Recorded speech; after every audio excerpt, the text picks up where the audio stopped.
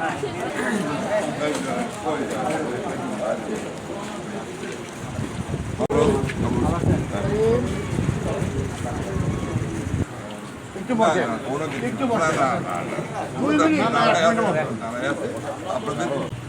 কেমন আছেন? খুব ভালো।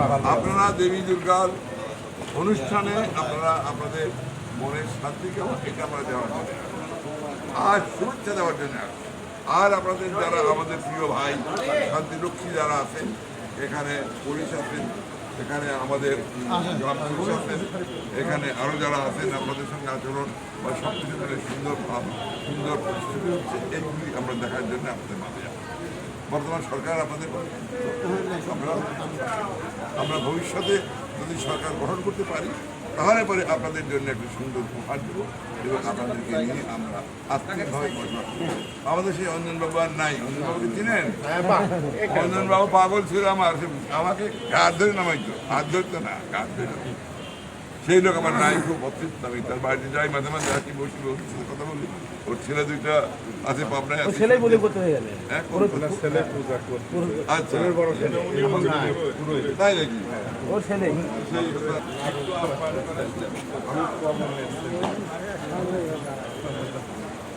আমাদের মন্দিরের জন্য কিছু না কিছু করছি তো দুর্দিনে, দুঃসময় যখন কিছু ছিল না, তখন জানো না তো, বুঝলো না? আবার সুযোগ আসলে সে সুযোগে আমি যে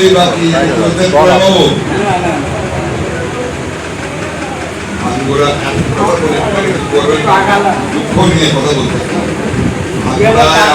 10 বছর যাবৎ চেষ্টা করেছেন, তারা করতে পারেন নাই।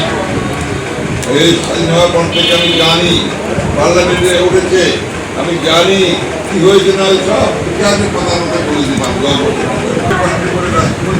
করে আপনার অর্থমন্ত্রী শুরু করে টাকা বাজেট করিয়ে কীভাবে অল্প সময়ের মধ্যে প্রিন্সিপাল এই আজ সাহেবের দুই মাথা সিরিজে রাষ্ট্রপতিকে এই লোক ওনার যে খানিকটা আপনাদের থানার মধ্যে যে দল আছে সবাই মিলে আমরা যেতে পারবো। আমি করি আল্লাহ রাস্তার কথা উনি বলছেন, এই রাস্তা একটা প্রধানমন্ত্রী সড়ক থেকে চিহ্নিত করেছে। আমি আমার এলাকার প্রধানমন্ত্রী সড়ক তারপরে এটা হয়তো এখনো তো কি হয়নি। এই রাস্তাকে আমি তৈরি করতে আরো আপনার সুন্দর করে ঢাকা যাওয়ার কাজ করতে হবে। আপনাদের আজকে আমরা এক দাবি করছি, আপনারা বলবেন না আপনি মন্দিরের কথা, এই মন্দিরের আরো